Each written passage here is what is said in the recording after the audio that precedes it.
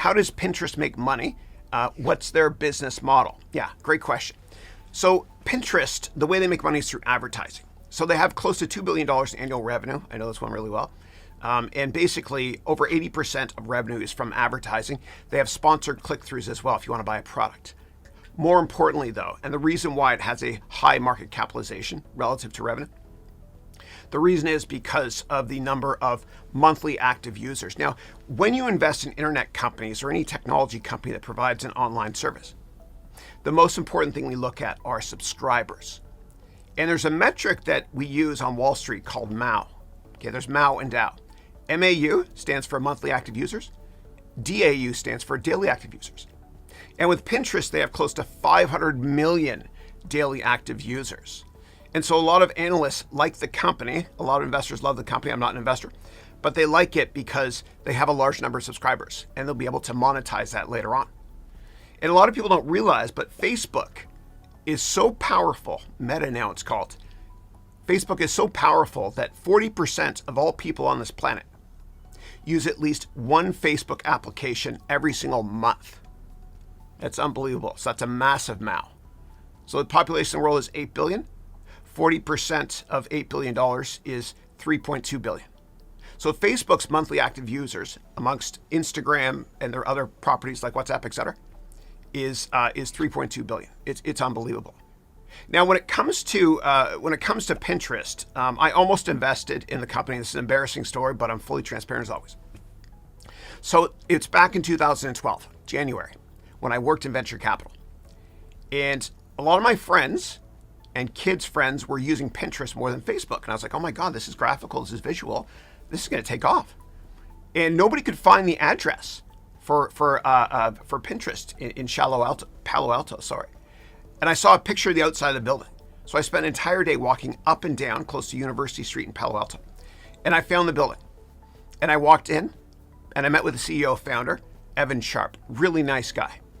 And the valuation then was $200 million. Okay, now it's like 40 or 50 billion. I know, but you got to learn from me. And I walked in and I talked to him for a while. There's 20 people in the room with a bunch of young people. I'm an old man, I guess, with a bunch of old desktops, like the big monitors, not the ones that are pretty narrow now.